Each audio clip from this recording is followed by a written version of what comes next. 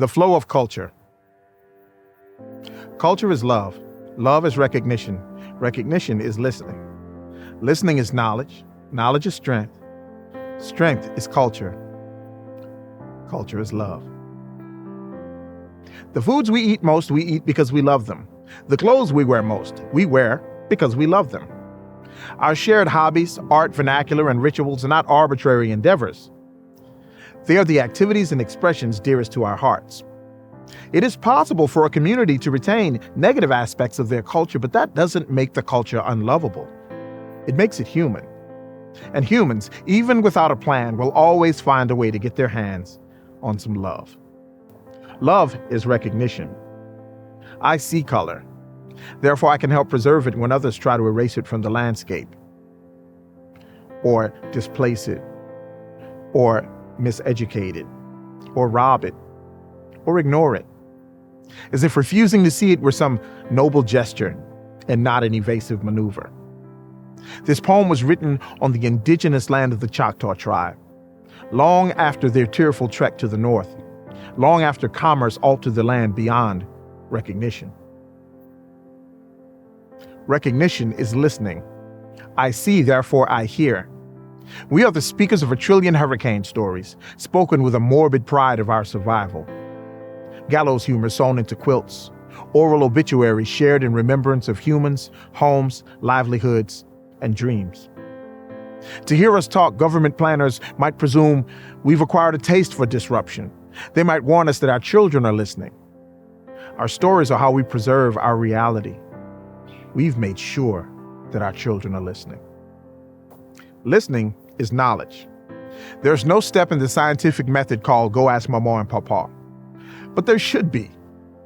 You know how brilliant you gotta be to keep generations of family from killing each other? To keep generations of family from starving? What is coastal land loss compared to managing crazy in-laws?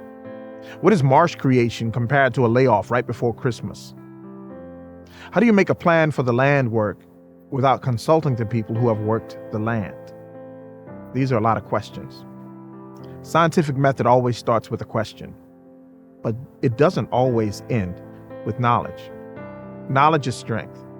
We possess the pooled intelligence needed to divert all this water. Some puzzles just take more time, and more people, and more momentum, and more faith, and more songs, and more crawfish balls, and more barbecues, and more powwows, and more elders, and more youth, and more humility. We've been smart enough to extract the oil from the land below, but not smart enough to plan for what it does to the land above. Not smart enough to know that greed incurs a cost that our descendants must pay. But everybody gets the message eventually. Earth is a patient teacher, a stern disciplinarian, and a forgiving nurturer. I don't know how many conversations we are away from ending our climate crisis, but I hope we keep running up the numbers. In numbers, they say, there is strength. Strength is culture. Of the 60,000 indigenous peoples who walked the Trail of Tears, it is estimated that between 14 and 17,000 died along the way from exposure, disease, and starvation. That's a lot of men, women, and children sentenced to death by government planners. But what can today's planners learn from that forced migration?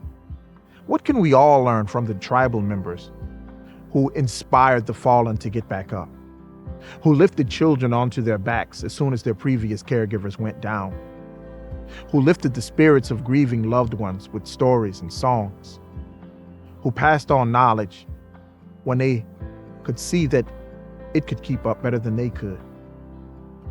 A people, especially a traumatized people, must elevate themselves at all costs.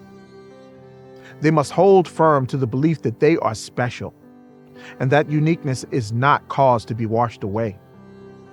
That the preservation of that uniqueness makes their survival all the more important, for it represents a culture that the world will never see again. A culture worthy of a plan that protects every bearer of that culture. Culture is love. Love is recognition. Recognition is listening. Listening is knowledge. Knowledge is strength. Strength is culture. Culture is love. Humans will always find a way to get their hands on some love. It is humanity's path of least resistance. So plan accordingly, plan respectfully, and plan culturally. Thank you.